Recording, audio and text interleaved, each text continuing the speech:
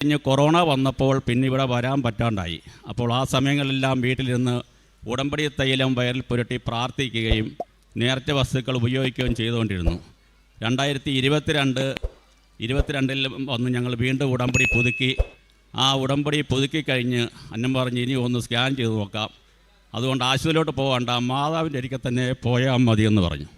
വീണ്ടും സ്കാൻ ചെയ്തപ്പോൾ ഈ 3 മുഴകളിൽ 1 മുഴ പൂർണ്ണമായിട്ടും ചുരുങ്ങി, 2 മുഴ വളരെ ചെറുതായി.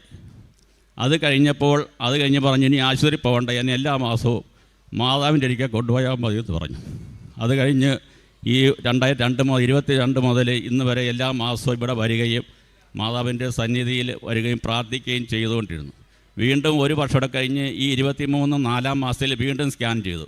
വീണ്ടും സ്കാൻ ചെയ്തപ്പോൾ ഈ 3 മുഴകളും ചുരുങ്ങി വളരെ ചെറുതായി. അത് കഴിഞ്ഞ് ഡോക്ടറെ കാണിച്ചപ്പോൾ ഇനി ഇതിനു വേണ്ടി ഓപ്പറേഷൻ ചെയ്യേണ്ട ആവശ്യമില്ല എന്ന് പറഞ്ഞു. അങ്ങനെ ദൈവമാതാവ് അന്നമ്മയെ ആ ഓപ്പറേഷനിൽ നിന്നും, ആ രോഗത്തിൽ നിന്നും, 20 വർഷമായി ഉണ്ടായിരുന്ന ആ അതികഠിനമായ ആ ബ്ലീഡിങ് അസുഖത്തിൽ നിന്നും പൂർണ്ണമായി സൗഖ്യപ്പെടുത്തി.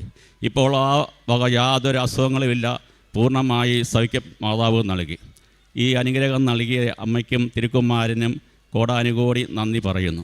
അതുപോലെ തന്നെ ഞാൻ ചെയ്യുന്നത് റിയൽ എസ്റ്റേറ്റിൻ്റെ ബിസിനസ്സാണ്, കാർ സെറ്റിങ്ങിലാണ്. ഇവിടെ വന്ന് ഉടമ്പടി എടുത്ത് കൊറോണയൊക്കെ ആയി കഴിഞ്ഞപ്പോൾ ബിസിനസ് വളരെ കുറവായിരുന്നു, വളരെ ബുദ്ധിമുട്ടായിരുന്നു, സാമ്പത്തികമായിട്ടും എല്ലാം ബുദ്ധിമുട്ടായിരുന്നു. ഇവിടെ വന്ന് ഉടമ്പടി എടുത്ത് കഴിഞ്ഞപ്പോൾ മുതൽ ബിസിനസ്സിൽ പുരോഗതി ഉണ്ടായി. നമ്മുടെ അത്യാവശ്യമുള്ള കാര്യങ്ങൾക്കുള്ള ബിസിനസ്, ഓരോ ബിസിനസ്സും കഴിയുമ്പോൾ മാതാവ് അടുത്ത് നമുക്ക് തരും. അങ്ങനെ ഇന്ന് വരെ നമ്മുടെ കുടുംബത്തിലെ ബുദ്ധിമുട്ടുകളും എല്ലാം മാറി ദൈവമാതാവ് നമ്മളെ ഒത്തിരിയേറെ അനുഗ്രഹിച്ചുകൊണ്ടിരിക്കുകയാണ്. അതുപോലെ തന്നെ കുടുംബത്തിൽ സമാധാനവും സന്തോഷവും ഞങ്ങൾക്ക് വളരെ സത്യമാണ്. ഇപ്പോൾ ഇവിടെ വന്ന് 2019 ഇവിടെ വന്ന് കടന്നു വന്നപ്പോൾ കണ്ണീരോടുകൂടിയാണ് ഇവിടെ വന്നത്. ഇവിടെ വരുന്ന ഓരോ മക്കളോട് എനിക്ക് പറയാനുള്ളത്, നമ്മളിവിടെ കണ്ണീരോടുകൂടി കടന്നു വന്നാൽ അമ്മ മാതാവ് നമ്മുടെ കരം പിടിക്കും, നമ്മൾ സന്തോഷത്തോടുകൂടി മടങ്ങിപ്പോവും. ഇന്നിപ്പം ഞാനിവിടെ നിൽക്കുന്ന ഒത്തിരിയേറെ സന്തോഷത്തോടെയാണ്.